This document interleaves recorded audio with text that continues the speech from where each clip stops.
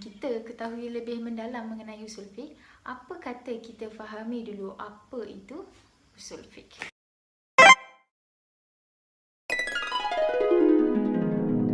Usul fiqh dari segi bahasa, iaitu perkataan usul fiqh yang merupakan murakab idhafi yang terdiri daripada dua kalimah.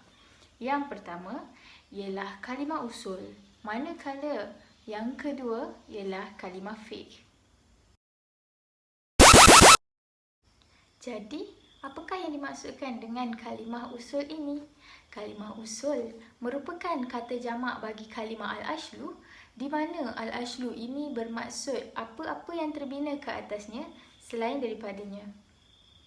Al-Imam Al-Isnawi mendefinisikan kalimah al-ashlu ini kepada beberapa makna, iaitu al-dalil, al-rajih, al-qaidah dan al-mustazhab. Perkataan fiqh dari segi bahasa bermaksud mempunyai ilmu terhadap sesuatu dan memahaminya. Manakala dari segi istilah yang didefinisikan oleh Al-Imam Al-Baidhawi ialah ilmu berkenaan hukum hakam syarak yang bersifat amali atau praktikal yang diambil dari dalil-dalil tafsili.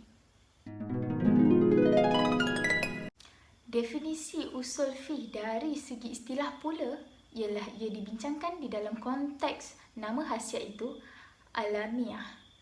Terdapat pelbagai makna usul fiqh melalui kitab Mawsu'ah Mustalahat Usul Fiqh Indal Muslimin oleh Dr. Rafiq Al-Ajam. Yang pertama, usul fiqh ialah jalan-jalan fiqh, cara beristidlal dengannya dan apa yang dituruti cara istidlal.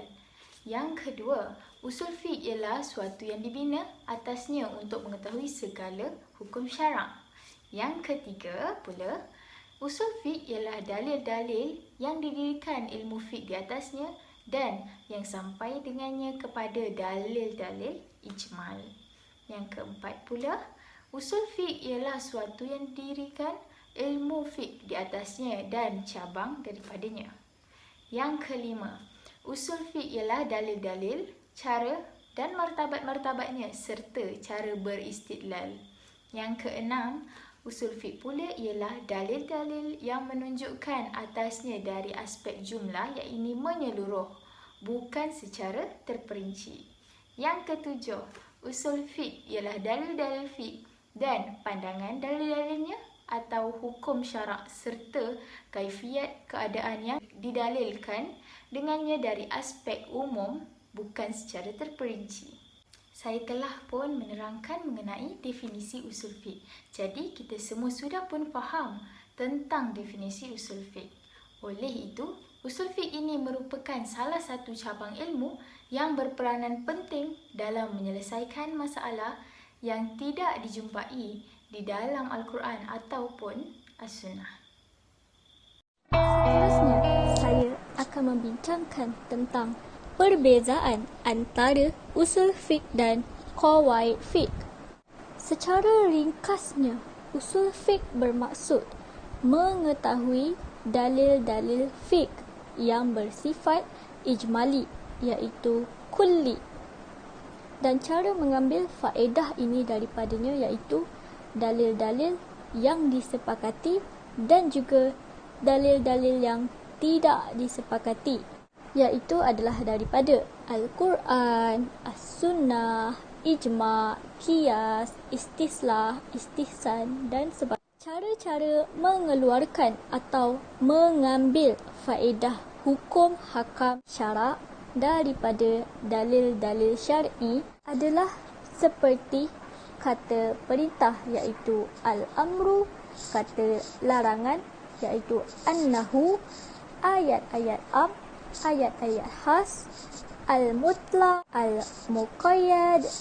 Ilmu ini juga membincangkan berkenaan keadaan seseorang mujtahid, iaitu individu yang mengambil faedah ini daripada dalil-dalil syarak, turut termasuk di dalam perbahasan berkenaan al-ta'arud dan juga al-tarjih serta fatwa kerana ia merupakan tugas-tugas seseorang mujtahid. Manakala qawaid fiqh atau kata lainnya adalah kaedah fiqh yang bermaksud hukum bersifat ghalib, iaitu kebiasaan, kulli menyeluruh, yang terpakai atau dapat dikenal pasti.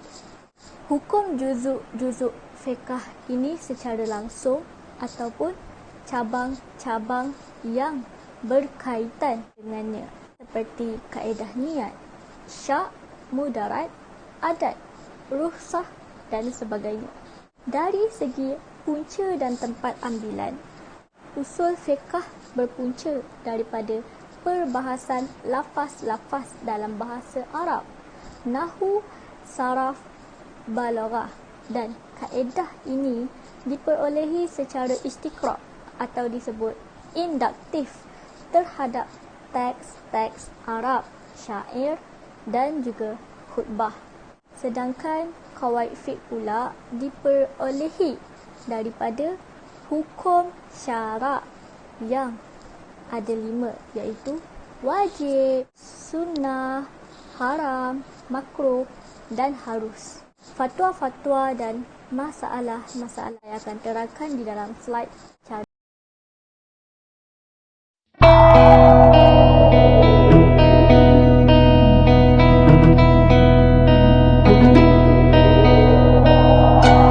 Semoga dengan pencerahan kita dapat memahami serba sedikit berkenaan perbezaan di antara ilmu usul fiqh dan juga qawaid fiqh atau dikenali kaedah fiqh. Terima kasih. Nama saya Nur Farazira binti Hishamuddin. Hari ini saya akan menerangkan mengenai fungsi usul fiqh. Baiklah, tujuan ilmu fiqh pada dasarnya adalah untuk mencapai redha Allah Subhanahu Wa Taala, kerana ilmu fiqh merupakan hukum yang dihasilkan melalui penaklukan yang serius oleh para ulama dari nilai-nilai syariat. Oleh kerana itu, menjalankan ilmu fiqh berarti kita menjalankan syariat Allah. Harus diakui bahawa ilmu fiqh hadir untuk memberikan pencerahan dalam mengatasi masalah kehidupan yang kita hadapi. Kemajuan teknologi, kebudayaan dan ilmu pengetahuan jelas akan menjadi tantangan tersendiri. Kerana itu, usul fiqh sangat berperanan dalam membantu menghadapi masalah yang dihadapi oleh manusia akibat kemajuan tersebut. Baiklah, terdapat beberapa fungsi ataupun kegunaan mempelajari ilmu usul fiqh. Antaranya ialah yang pertama, membantu kita untuk memahami berbagai macam aturan yang ditetapkan oleh syariat dalam kehidupan di dunia ini secara lebih mendalam. Yang kedua, usul fiqh membantu kita untuk mengetahui secara terperinci bagaimana aturan yang ditetapkan oleh Allah mengenai hubungan manusia dengan Allah, hubungan manusia dengan manusia lainnya, hak dan kewajipan manusia baik yang bersifat individu, keluarga maupun kemasyarakatan dan kenegaraan, serta dapat mengetahui tata cara ibadah, muamalah, jinayah dan sebagainya, seperti solat, puasa, zakat, haji dan sebagainya. Dan yang ketiga, usul fiqh berfungsi untuk membantu menentukan sikap kita dalam menjalani kehidupan di dunia. Apa yang mesti dilaksanakan dan apa yang mesti ditinggalkan. Mana yang wajib dilaksanakan, mana yang haram, makruh, harus, sunnah dan sebagainya. Dengan demikian, maka mempelajari ilmu fiqh pada dasarnya adalah untuk mengantarkan kita pada keredaan Allah Subhanahu Wa Taala kerana melaksanakan syariatnya. Kegunaan usul fiqh yang lainnya ada beberapa perkara. Yang pertama, memberi pengertian dasar tentang kaedah dan metodologi para ulama mujtahid dalam menggali hukum. Yang kedua, menggambarkan persyaratan yang harus dimiliki seseorang mujtahid agar mampu menggali hukum syarak secara lebih tepat dan terperinci. Dan yang ketiga, memelihara agama dari penyimpangan dalil dengan tetap memedomani kaedah umum yang dapat dipakai untuk menetapkan persoalan sosial. Baiklah, itu sahaja perkongsian saya mengenai fungsi usul fiqh. Semoga perkongsian ini dapat memberi manfaat kepada anda semua. Sekian, terima kasih. Hai, Assalamualaikum. Nama saya Siti Naila Balkis binti Alizani dan nombor matrik saya 272824. Okey, saya akan meneruskan penerangan mengenai kepentingan usul fiqh atau boleh dikatakan sebagai kepentingan memahami dan mempelajari usul fiqh. Okey, kepentingan yang pertama ialah para ulama boleh menghasilkan hukum-hukum yang lebih tepat berdasarkan dalil-dalil yang kukuh. Selain berdasarkan dalil yang kukuh, para ulama juga dapat menghasilkan hukum dengan berdasarkan Al-Quran dan juga Al-Hadis. Okey, kepentingan yang kedua ialah kita boleh mengetahui hukum-hukum syarak dan beramal dengan yakin. Berdasarkan gambar ini, terdapat dua orang wanita di mana ia menunjukkan bahawa esok merupakan permulaan bulan Ramadan, di mana semua orang tahu yang bulan Ramadan semua umat Islam diwajibkan untuk berpuasa. Itu merupakan salah satu rukun Islam. Okey, wanita yang pertama berkata, "Ye, esok dah bulan Ramadan. Bestnya dapat menunaikan salah satu rukun Islam ini." Maknanya dia rasa macam happy, suka macam gembira untuk menunaikan salah satu ibadah. Jadi dia mengetahuilah bahawa hukum untuk menunaikan untuk berpuasa di bulan Ramadan adalah wajib.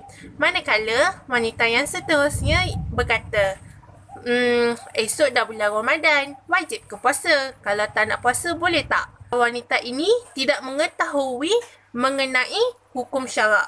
Tidak mengetahui mengenai hukum berpuasa di bulan Ramadan. Jadi dia berasa was-was untuk berpuasa. Perlu ke puasa bulan Ramadan? Itu salah satu fikirannya lah yang saya ingin nyatakan di contoh ini. Okey, yang seterusnya ialah boleh mengetahui cara ulama menetapkan hukum-hukum baru yang tidak terdapat hukumnya dalam Al-Quran dan Sunnah. Yang sini saya boleh dapat bagi contoh sebagai dadah. Okey, seperti yang kita tahu, tidak ada sebarang dalil atau ayat Al-Quran yang menyatakan bahawa dadah itu haram. Kenapa kita kata dadah itu haram? Sebab dadah itu mempunyai kesan atau kesan yang sama seperti arak, iaitu menjejaskan kesihatan diri kita dan juga memudaratkan diri kita. Jadi, para ulama telah menetapkan hukum bahawa dadah juga haram kerana mempunyai sifat yang sama seperti arak. Yang seterusnya ialah kita juga boleh mengetahui punca perselisihan hukum di kalangan ulama serta membuat perbezaan secara ilmiah.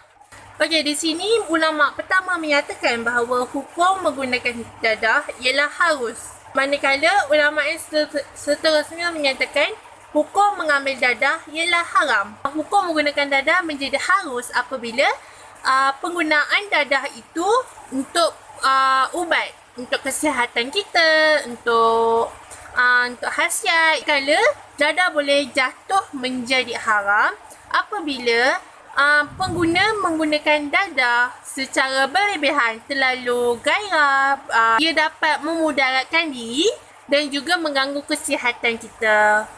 Di sini, sekiranya anda mengetahui mengenai hukum, jadi anda dapat tahu apa yang menyebabkan ulama pertama menyatakan dadah itu harus dan mengapa ulama yang kedua menyatakan bahawa dadah itu haram. Yang seterusnya, terdapat memelihara agama daripada penyalahgunaan dalil oleh ulama-ulama palsu. Berdasarkan gambar ini, terdapat 3 orang lelaki. Yang pertama, ustaz yang tadi itulah. Tapi tadi tu bukan ulama palsu. Yang ni saya ingin katakan yang dia ulama palsu. dan seorang kanak-kanak dan lagi seorang dewasa yang tahu mengenai usul fiqh, dahlil, hukum-hukum dan sebagainya. Seperti yang kita tahu, dalam solat 5 waktu dalam Islam adalah merupakan rukun Islam. Jadi benda itu adalah wajib untuk kita lakukan. Dan dalam Al-Quran tidak juga ada sebarang ayat atau dahlil atau hadis yang menyatakan bahawa solat 5 waktu itu boleh dikumpulkan menjadi satu.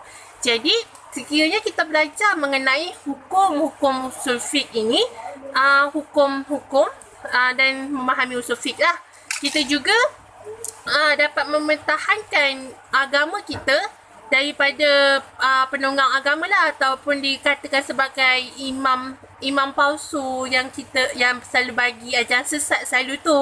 Jadi kita macam tak mudah terpedaya lah kalau kita tahu mengenai usul-usul fiqh dengan hukum-hukum syarak ni. Yang terakhir ialah dengan mempelajari usul fiqh, ia juga dapat memberi kesedaran kepada orang awam bahawa hukum Islam tidak dapat direka melalui akal manusia, tetapi ia harus bersandarkan kaedah yang bersumberkan wahyu. Itu sahaja daripada saya.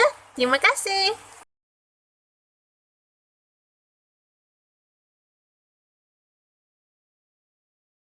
Assalamualaikum warahmatullahi wabarakatuh. Nama saya Nur Nabilah Najah binti Husni, nombor matrik 273505. Di dalam video ini saya akan membentangkan tentang tokoh usul fiqh.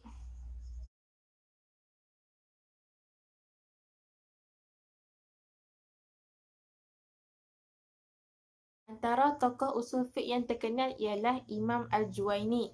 Nama sebenar beliau ialah Abdul Al-Malik ibni Abi Muhammad Abdullah bin Yusuf bin Abdullah bin Yusuf bin Muhammad bin Hayawiyah Al-Juwaini.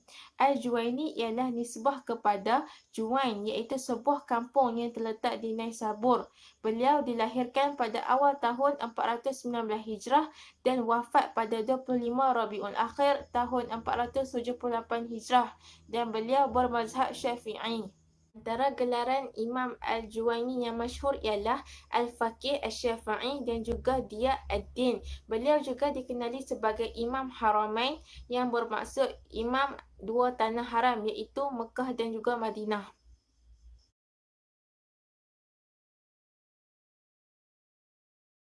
Al-Juwaini telah belajar dengan ramai guru, antaranya ialah ayahnya sendiri, Al-Imam Abi Muhammad. Seterusnya Abu Bakar Al-Bahaqi Al-Naisaburi dan Al-Nu'aim Al-Ashbahani. Beliau juga memiliki ramai anak murid, antaranya ialah Abu Hamid Muhammad bin Muhammad Al-Ghazali, iaitu Imam Al-Ghazali, dan juga Abu Al-Hasan Ali Muhammad Al-Qiyah Al-Harasim. Beliau juga telah menghasilkan banyak karya penulisan. Antara karya penulisan ataupun buku beliau yang terkenal ialah Al-Irsyad fi Usul Ad-Din, Al-Waraqat dan juga Al-Syamil fi Usul Ad-Din. Kehidupan Imam Al-Juwaini. Beliau dibesarkan di dalam keluarga yang sangat cintakan ilmu dan penuh dengan kelebihan.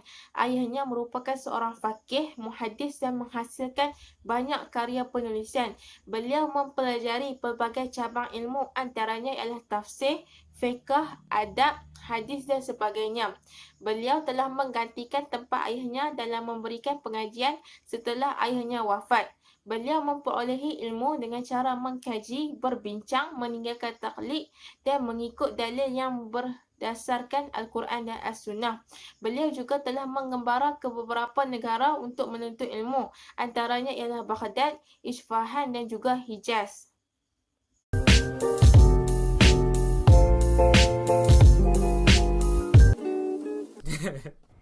I was hanging with you and then I realized I didn't think it was true. I was surprised when I found out I'd fallen for you.